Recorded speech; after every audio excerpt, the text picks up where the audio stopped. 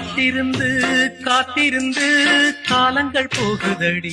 காத்திருந்து காத்திருந்து காலங்கள் போகுதடி மாதிரி காத்திருந்து காத்திருந்து நெல் மூட்டைகள் எல்லாம் முளைக்க தொடங்கியதுதான் மிச்சம். இதுக்கெல்லாம் காரணம் யாருன்னு தெரியுமா? நானும் டெல்டா காரன் தான்டான்னு மாறு தட்டிக்கிட்டே இருந்த ஸ்டாலின் அரசோட அலட்சியம்தான்.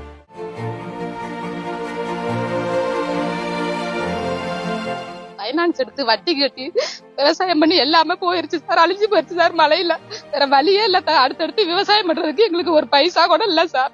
இன்னும் கடன் வாங்க முடியாது சார். என்ன பண்றதுன்னே தெரியல சார். 3 ஏக்கர் ஒத்தி வாங்கி நட்டோம் சார். ஒத்தி வாங்கி நட்டு எல்லாமே வீணா போச்சு. குருவையில மழை பெஞ்சு அழிஞ்சு போச்சு. நான் பிள்ளைங்களை வச்சுக்கிட்டு என்ன பண்றதுன்னு ஏது பண்றது ஒண்ணும் தெரியல.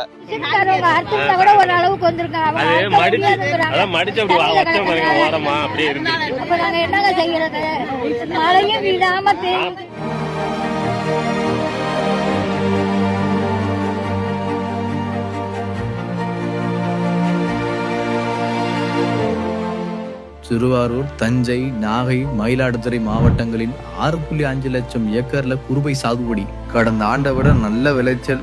அறுவடையும் செப்டம்பர் 1ஆம் தேதியே தொடங்கியாச்சு. அது மட்டும் இல்லாம இந்த முறை நல்ல மழை இருந்துச்சு. அதனுடைய விளைவா நல்ல விளைச்சல். இதெல்லாம் இருந்து என்ன பயன்? எப்பவும் போல இந்த திமுக அரசு முன்னேற்பாடு ஒண்ணுமே இல்லை.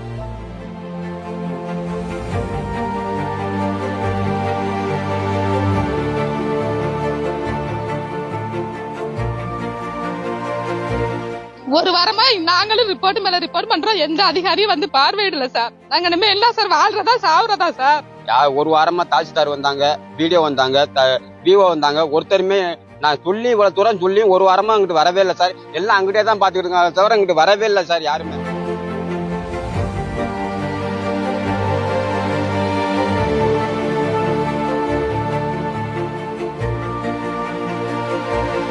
இதனால விவசாயி நெல் மூட்டையை தூக்கிக்கிட்டு ராத்திரி பகல் காத்திருக்கிற நிலைமை ஏற்படுது. இதற்கிடையில மழையும் வந்துச்சு. தஞ்சை குடவாசல் சைட்ல மட்டும் 18,000 டன் நெல் மூட்டைகள் வேஸ்ட்.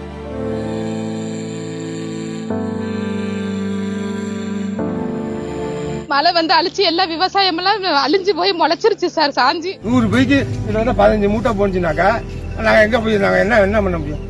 பயிரை எல்லாமே நாசமாகி முளைச்சி போச்சு சார். சுத்தமா முளைச்சி போச்சு. ஒருத்தருமே வர்றதில்லை சார். அதனால நான் வண்டியை விட்டு விழுகுறோம் சார். இதுக்கெல்லாம் மேல முதல்வர் ஸ்டாலின் ரிப்பன் வெட்டி திறந்து வச்ச கிடங்குகள் இன்னைக்கு வரைக்கும் பூட்டியே கிடக்கு.